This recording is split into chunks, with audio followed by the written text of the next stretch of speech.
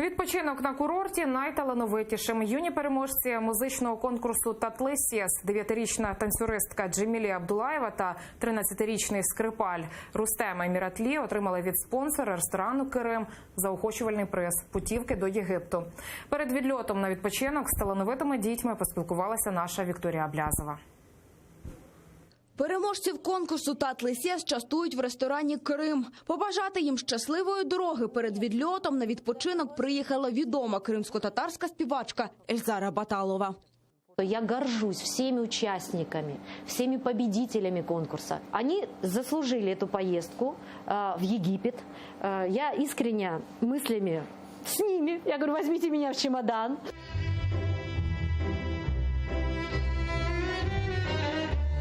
На міжнародному дитячому та юнацькому конкурсі «Татлисєс» Рустем Еміратлі з Новоолексіївки, що на Херсонщині, завоював перше місце. На скрипці він виконав 2 твори свого дідуся, кримсько-татарського композитора Фікрета Селедінова. За годину до концерту скрипка зламалася, і він мусив виступати з чужим інструментом, чим вразив журі. За сміливість Рустем отримав від партнерів конкурсу ресторану «Крим» та турагенції «Адам і Єва» путівку до Єгипту.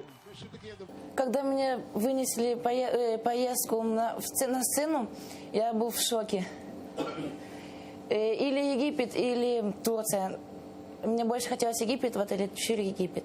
Но это, наверное, будут мои лучшие каникулы, которые у меня были. Зимой согреюсь. Разом з Рустемом на відпочинок полетить його мама і водночас музичний наставник Хатідже Еміратлі. Он там будет наконец-таки отдыхать. Действительно отдыхать, 7 дней, купаться, радоваться. И для тренера отдых. «Татлисєс» в первую очередь дает одежду в будущее для наших детей. В такое тяжелое время сделать такой конкурс – это большая работа. Огромное спасибо всем. 9-річна Джемілія Абдулаєва з Сімферополя на сцені «Татлисєс» вразила синтезом балету та кримсько-татарських національних танців. Таке поєднання принесло дівчині перемогу. І вона теж отримала в подарунок поїздку до Шарм-ель-Шейху. Нині трохи хвилюється, адже ніколи не літала в літаку. Я дуже обрадовалась відпочити, посмотреть что-нибудь интересное, поплавать. Самое главное. Разом з Джемілє до Єгипту полетить її бабуся Ремзіє Ханум. Каже, дуже рада, адже онучка зможе нарешті відпочити після виснажливих занять в балетній школі. Ощущения восхитительные, конечно. Ребенок не первый раз побеждал, но такую победу, такой вот подарок она впервые получила. И мне посчастливилось, как бабушке, ехать с ней вместе на курорт, отдохнуть, набрать новые силы и вернуться опять, начинать новое творчество. Ресторан «Крим» та турагенція «Адам і Єва» – багаторічні партнери «Татлисєс». Вони переконані, саме такий конкурс допомагає зберігати кримсько-татарську культуру. І що найважливіше – вчить дітей з самого маличку цінувати її і розвивати. А за часи анексії ще й підтримує зв'язки з тими, хто був вимушений виїхати з окупованого півострову.